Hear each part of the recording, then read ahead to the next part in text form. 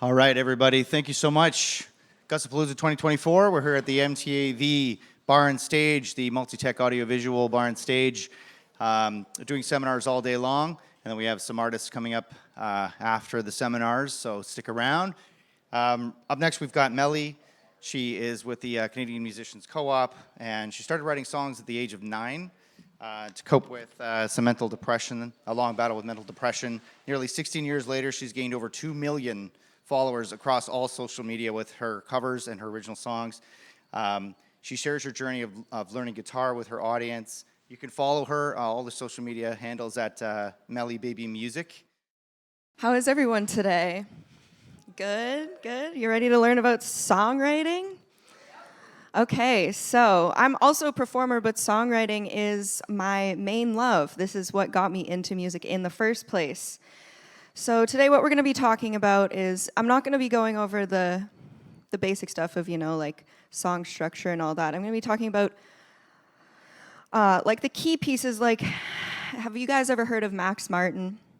He did like Hit Me Baby One More Time and a million other songs. So he's got a lot of, I've studied his work a lot, and so I'm going to be touching on a bit of that stuff. As well as I had a songwriting mentor in LA named Symphony Green, and she taught me about the what and the why of songwriting, and also how to shake off writer's block and devising your own songwriting philosophy. So the key pieces of songwriting obviously are melody and lyrics, but melody is king, so you want to make sure that the lyrics are serving the melody. So whether you have lyrics first or melody first, the melody is the most important part. So that doesn't mean that you want to like discredit the lyrics, but if you have to change something, you don't want to change the melody to fit the lyrics. You want to make sure that you're changing the lyrics to fit the melody, basically. And part of melodic math is you don't want to make like if the verse is wordy, per se, you don't want to make the chorus wordy as well, because then that's just a lot of words. So you want to have like a kind of opposite structure. So for example, if the verse is wordy, you want to make the chorus less wordy, and so like vice versa, so on and so forth. So you don't want to make the melody too complicated though in any of your songs. So you want to fit the syllables to lines of the melody. So for example, what I have here is an example of the chorus, like number of syllables. So like the first word will have 5, then 6, then 8. Then we're going to do 5, 6, then 12. Then 5, 6, then 8, and 5, 6, then 12. That's like an A, B song or rhyming structure, which are all of you familiar with the structures, the A, B? Yep, good. Okay, we don't have to go over that then. Okay. So this is kind of this is another part. So like a melodic motif. Has anyone heard of that before? Yeah.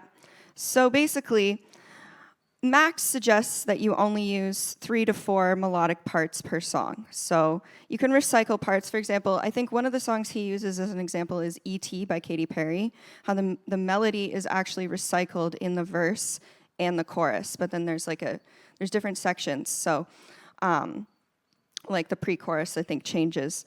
And this is an example of a motif. So it's arrangement of 3 or 4 notes that repeat again and again and again. So it usually stays the same. Sometimes it can change a little bit, like in Lover by Taylor Swift, it goes, my. That's the motif. Lover, that's not the motif. But it's usually the catchy part, the part that you remember. So I, those are the notes. Now, for lyrics, you want to make sure that the chorus hits before the 1 minute. So you can either start off the song with the chorus or the chorus comes in later. But usually for songs that are popular on the radio, you want to make sure that the chorus hits before the 1 minute mark. Because if you don't, then people will probably lose interest, or they're going to get lost in the song. They're not going to know what the catchy part is. And especially these days when people are kind of like, they have a shorter attention span due to social media. So every hit song has the what and the why. So the what is like, what is the song about? And then the why is the song about that? So like, the what could be, today I am very hot, okay? Why? Because it's sunny outside. That's just like a very basic example. So usually in the hook is where the what and the why is, but even in like other songs that are structured AABA or AACA, where there's no chorus, it's just verse, verse, bridge, verse, which an example is Yesterday by the Beatles, for those of you who know that song.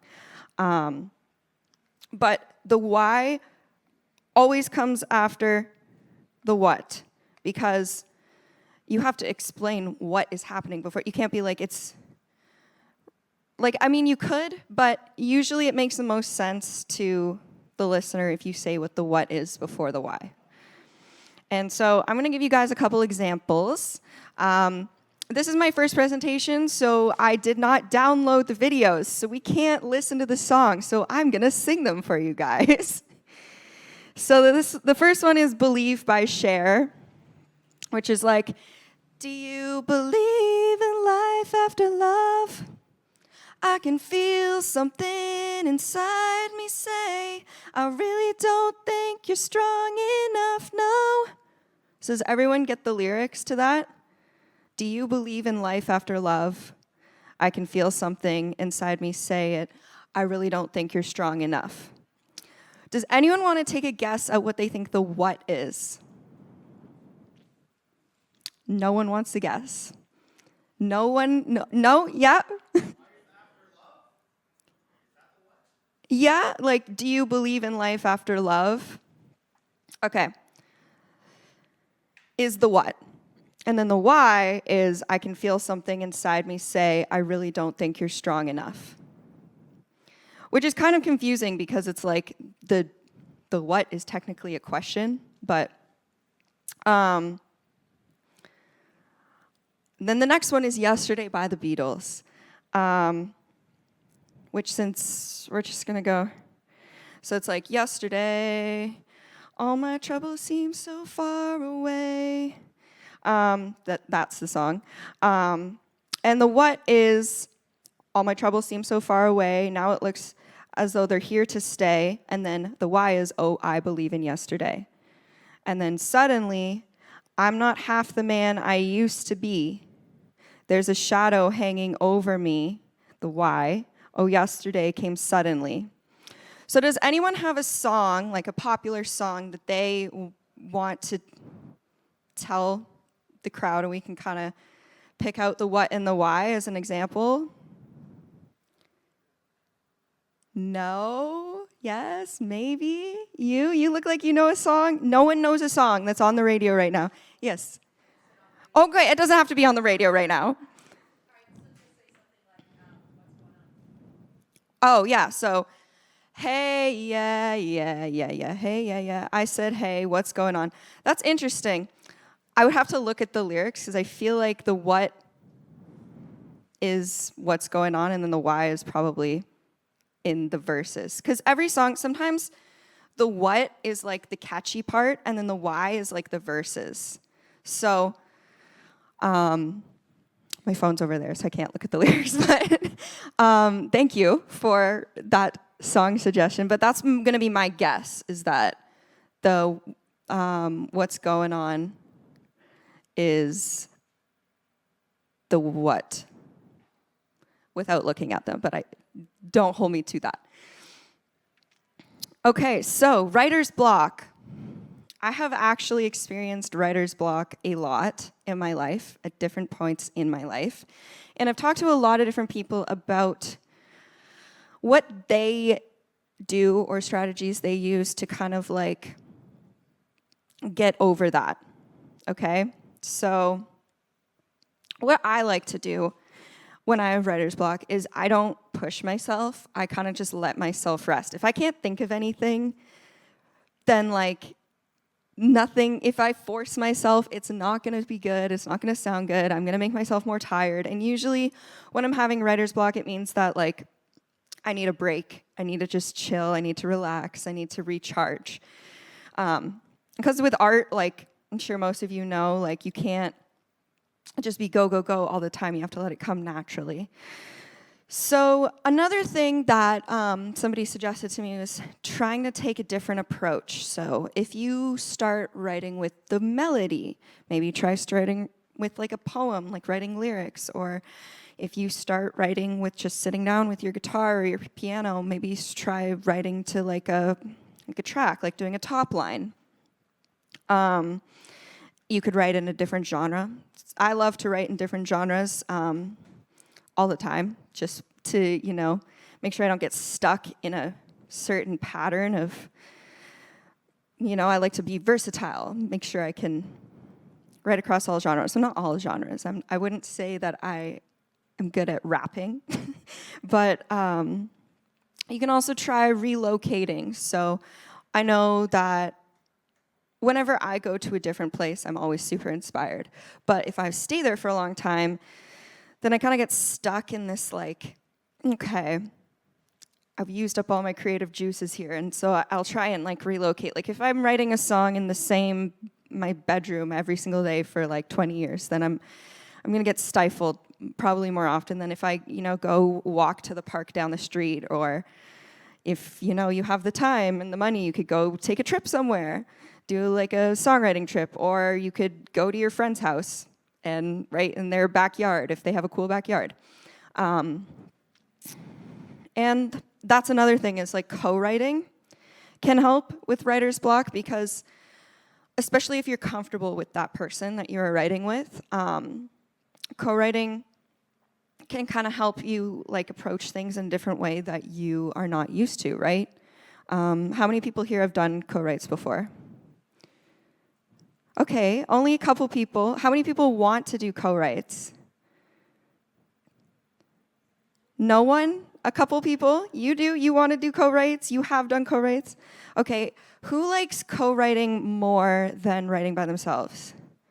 Really? That's so interesting. That's really cool. I like co-writing. I find I always write differently while I'm co-writing, because you're always with a different energy, right? You're with a different person who approaches things differently than you do, and maybe makes you think about things differently than you normally would. So that can help you get out of writer's block, right? And you can also use other songs for inspiration. So many people do this, like Surfing USA. You know, it's like everybody na na na na na na na was inspired by a Chuck Berry song. I watched while I was preparing for this presentation. I watched like a video on songs that were famous songs that were inspired by other famous songs, and some of them are like the exact same. And I'm like so confused how they did not get sued. But yeah, maybe don't do it like that. But yeah, this was a video I was going to play, but that's okay. That was my fault. So you have to always do what works for you. Songwriting is a very personal thing, and what works for you might not work for someone else. And also, just because you get along with someone doesn't mean you're going to write the best song together, or you're going to have the best co-write. But also, just because you don't have a good co-write doesn't mean you won't have a good co-write next time. You know, everything is, art is strange. It's never the same. You know, you can never paint the same painting. You can, just because you write a song one day doesn't mean you could write the exact same song the next day. And so you shouldn't be afraid to try new things, even if you have an approach that works for you, or you know what works for you and you're like, okay, this is what works for me, this works every time, I'm gonna do this.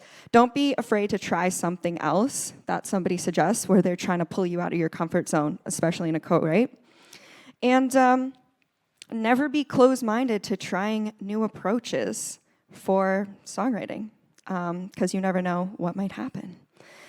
And yeah, this was a lot. I feel like a lot of information at once.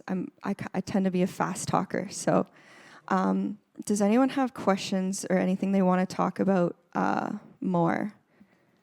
Yes. Yeah, there is. Hi, thank you for coming and doing this. I wanted to ask you about splits. Yes. And so, when does the discussion come up? When do you decide who gets what? Because obviously that's not something you want to Yeah. afterwards, after the song's been recorded and released. So yeah.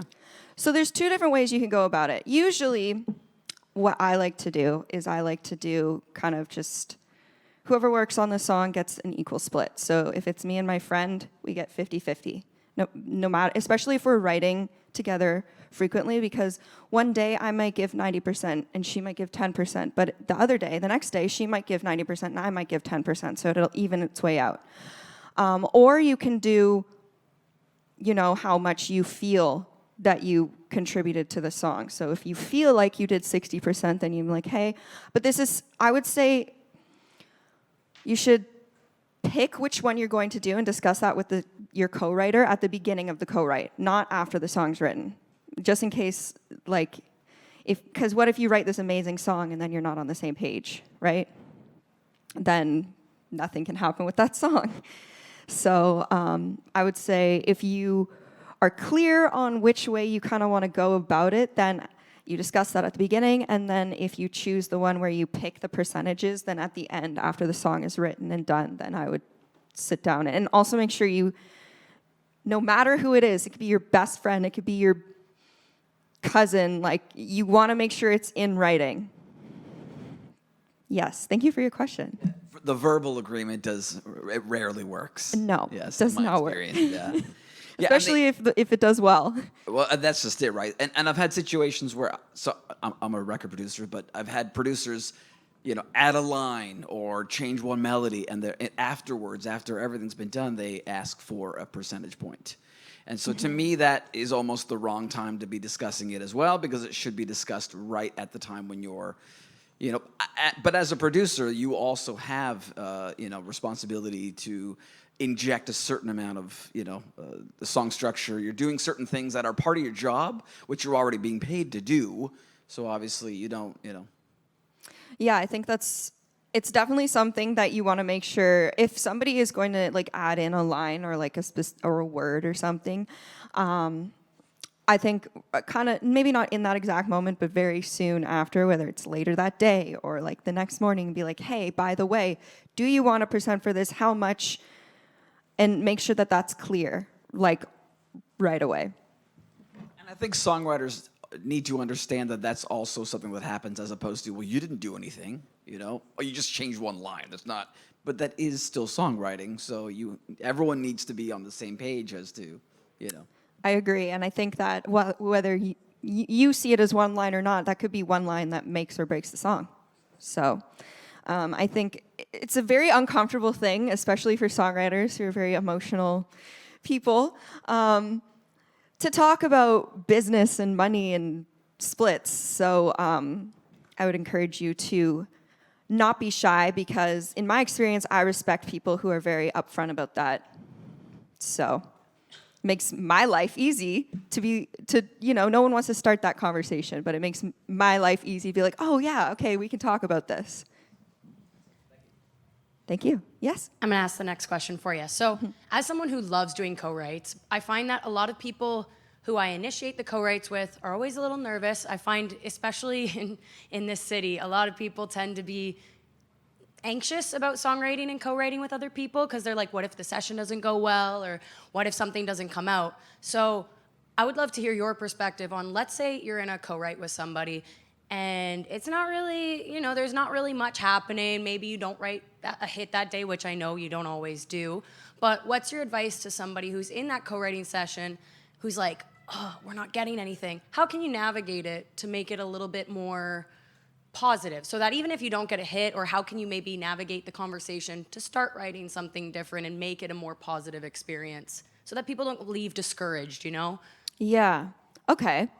Well, I think What I like to do when I'm doing a co-write is I never do the co-write the first time I'm meeting the person. I always like to grab coffee or do something that's like I get to know the person and who they are as a person, they get to know me.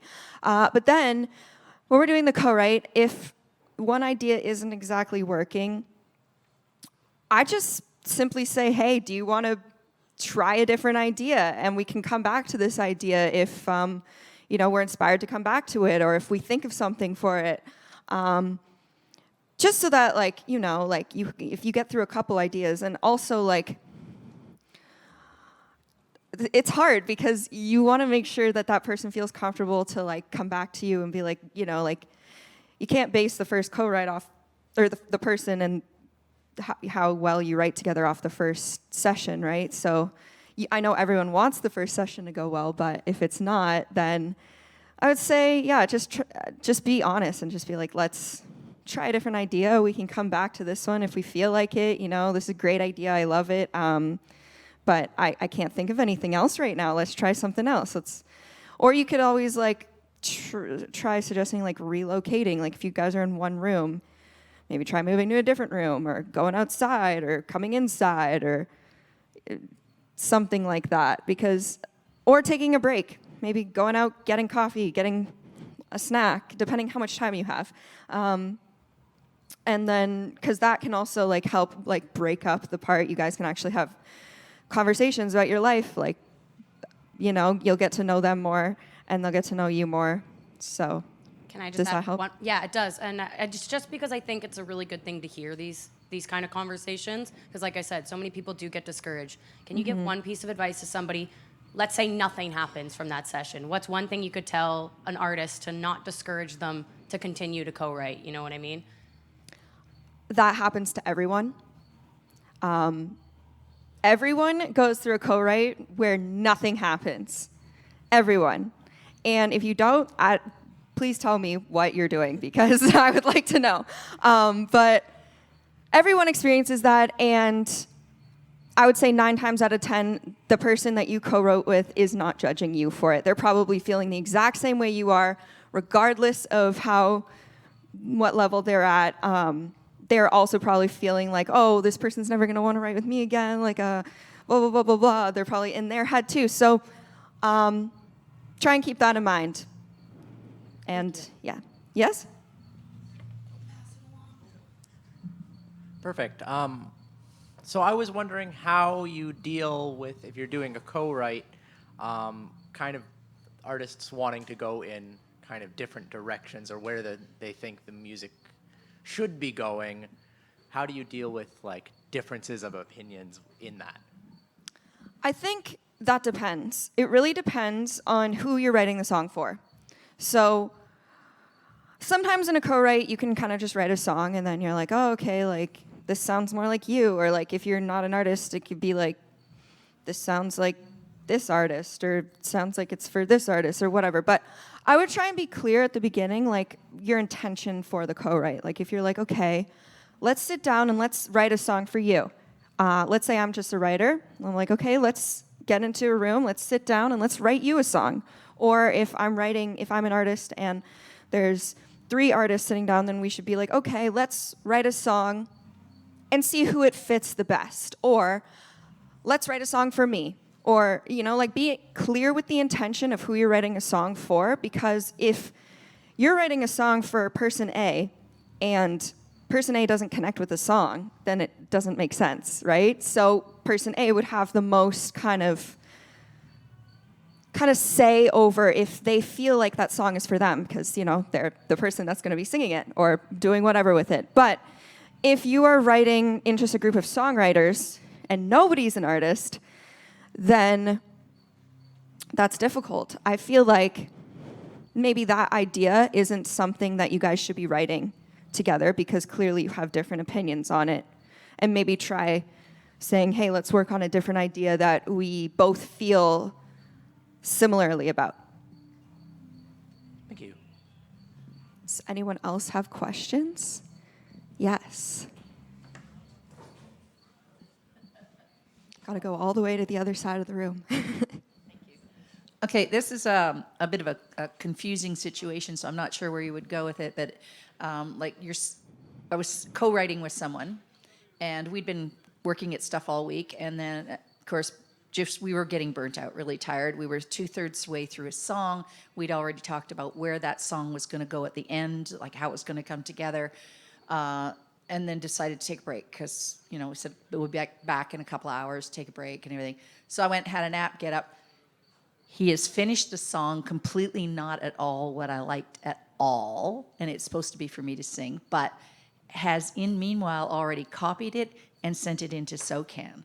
So now then what is there anything I can do? Like, can I just take that 2/3 of the song and then finish it the way I think it was supposed to be? Or is it just basically out of my hands now? I think you should be able to take what you wrote if it was a perfect world. That's a difficult one. I think if I would have a conversation with this person, I know you may not be in the I best. did. Okay. What did they say? Did they say like, yeah, you can take what you wrote? No, and he just said, "Oh, we were just running out of time, so I had to get it done." And that's Okay. all. That was his only reply. Okay. Was this like a paid session? Like what? No, we were both writing together for an album. You're both writing together. Yeah, Interesting. we'd already done like 7 songs together. Oh wow. 7 songs, and this is the first time that's happened. Yeah, it's just like, And you didn't like And it, it's so cliche at the end. and It's you so communicated that you didn't like it. very much so. Yes. Okay, but you liked what you had before. Yeah, I liked what we wrote before. Okay, so I mean, what you could do is you could try finishing the song your way and submitting it to him and seeing what he thinks. Or you could, that's weird. It is. It's really I'm weird. so sorry that happened to I you. think he's losing it, but I can't say that for sure. Yeah. Yeah, and the song is like totally cliche ending, which is like not normal. Yeah, here. Maybe you have an answer. I just didn't know. Yeah, if anyone else has an answer to that one. What would they be open to, just saying, well, that's a rendition of the song? Because sometimes there's multiple renditions or applications of a work, right? yeah. And say, like, that's that interpretation of the song, but we're going to release multiple, and so you can register, you know what I mean? Your interpretation of it, because I think, That's true. right? Yeah, you could do multiple renditions of it. They didn't send it for distribution, did they, or just through SOCAN? So the good thing about SOCAN is that's just for like he said, the renditions. Those are just for your writing, right? So it's not actually distribution. That's just the creativity aspect. So what you could do is just say, okay, look, I personally didn't love that song. This is what I think our royalty should be for that version of it, and then create the other one the way you want and do that a 50-50 situation. Because I understand why he threw it on SOCAN. It's probably just because we wrote the song. It needs to go up there so that no one ever steals our work, and it's there, right? So he just put it on there. If it was distribution, it would be a totally different story. I'd be like, absolutely not. Take it down. That's not what I want. But if it's something like through SOCAN, I would just say, it's a rendition that's written. You now have that kind of legally bound to you, but you can take what you feel you deserve from that and give what he deserves, and then you can create the rendition you want. Kind of like how Taylor Swift did her new thing, where it's like Taylor's way, you know what I mean? So that would be my best recommendation. Yeah. That's great advice. Thank you. Yeah, that is not a situation I have ever come across, but I guess that is definitely something that is good to know, and you're probably not the only one that has experienced that. So, yeah, don't do that again.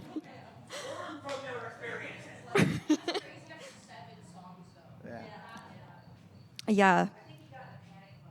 Oh wow. Does anyone else have any other questions? Yes. Get my steps in. I need the microphone. So you've talked a lot about co-writing. What is your process like for when you're writing by yourself? What does that look like? I write songs in a lot of different ways. Basically, my best songs come from something I just hear. I'm like, it's like a light bulb goes on in my head. I'm like, whoa. And like, That's So Raven. It's like a That's So Raven moment. For those who know that show. But, and then I'll sit down and it just like comes out of me. But if I'm sitting down to write a song, I usually grab my guitar and I just start singing and playing whatever. Or I will find like a whatever genre I'm doing. So like, let's say pop rock type beat on YouTube for inspiration for like what kind of feel I'm going for.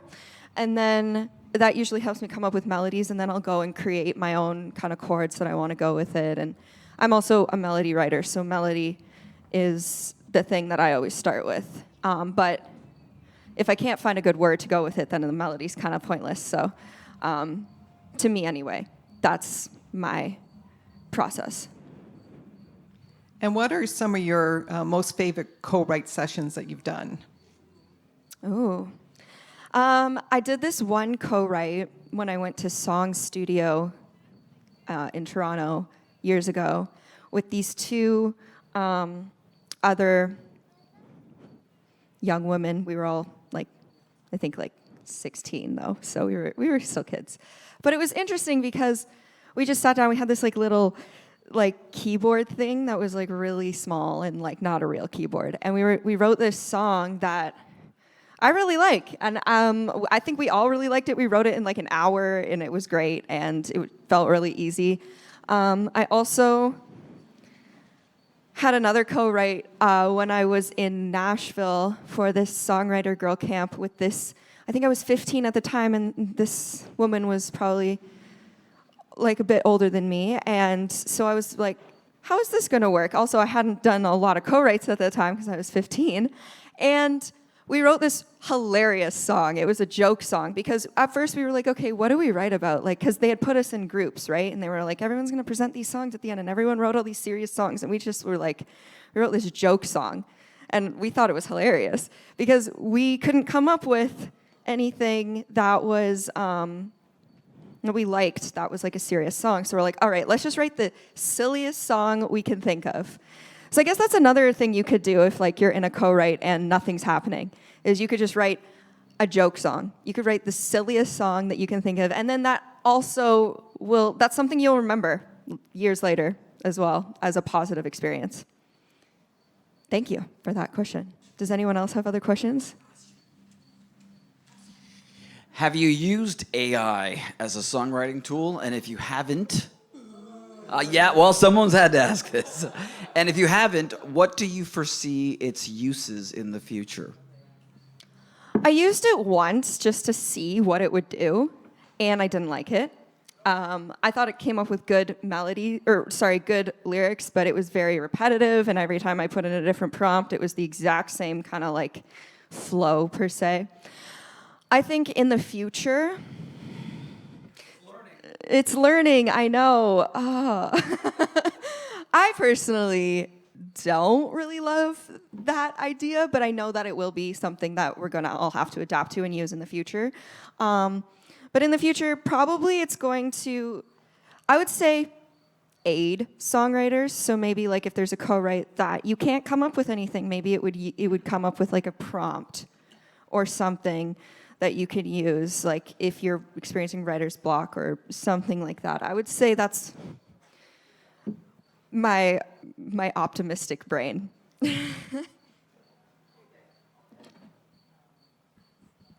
Just going back to your process, do you have any advice for when an idea comes to you, but you're out and about, you don't necessarily have your guitar or anything to capture the melody in your mind? I personally try to repeat it. I tell myself, I'll totally remember that later, and I never do. Yeah, I know the feeling. I would say try and are you a person that is a melody or a word writer? Melody. Melody. And you there's been times where you don't have the phone or a phone with you, a voice memo or anything? Yeah, I guess a voice memo would work. Like a most voice memo keyboard could on work, my but I phone. know it's not exactly how you envision it, and it's like you can never go back to it. But if you can come up with words, even if they're not the permanent words, Yeah. and you write down the words, I always find that'll help me remember the melody. If I have words and I'm like, okay, like I can change the words, but it'll remind you, if you have the words that are exactly like the syllables you hear and like the cadence and everything about that melody, you're more likely to remember it than just trying to remember a melody just by itself. If you don't have access to like a voice note on your phone or something. Yeah. Cool. Thank you. Thank you for the question. Anyone else?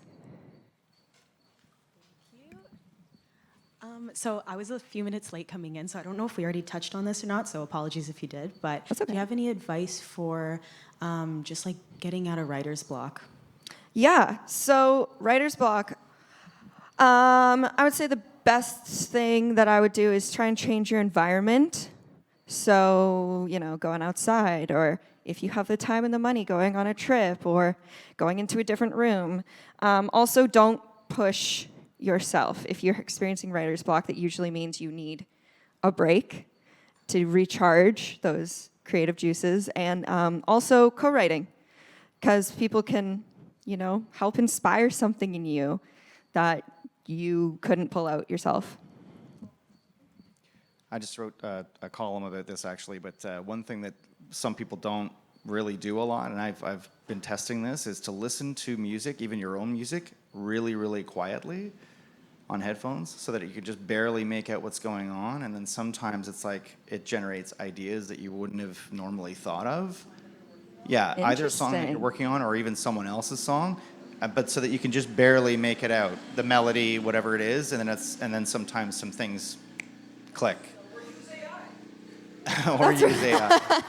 Well, to touch on that though, because there's actually a seminar about AI tomorrow, I believe. But if you're using it as an intended tool, as far as like, give me a rhyme for said word, give me this, can instruct it as a tool, because you're looking at me anyway. I look up rhyme zone or whatever, just so, Yeah, exactly. I'm still using a tool to do that. It's just that AI is facilitating your route to that. AI is just filtering out all the words that you don't even know how to pronounce. Right. Yeah. But also you don't want it to take the fun out of the craft of songwriting. Like it's not intended to replace the human beauty of writing a song. It's just, it shouldn't, right? It should be leveraged. It shouldn't, yeah, exactly. If you use it as a tool, like AI, if you use it as a tool, an aid, instead of a crutch, or then I think it's a great thing. And, I think a lot of people don't know how to use it that way yet. So, Yeah.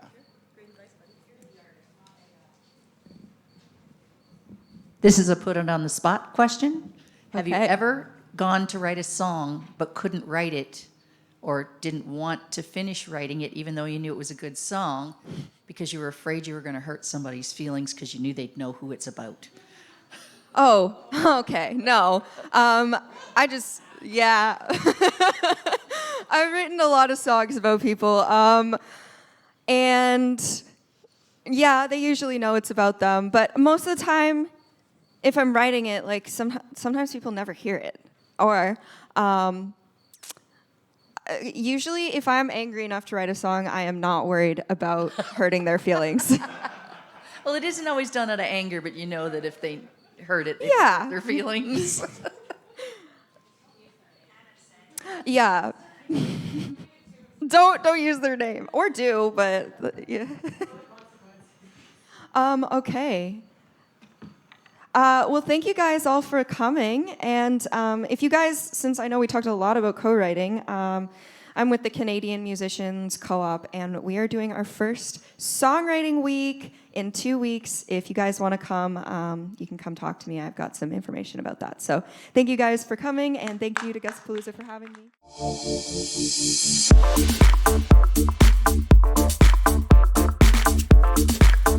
me.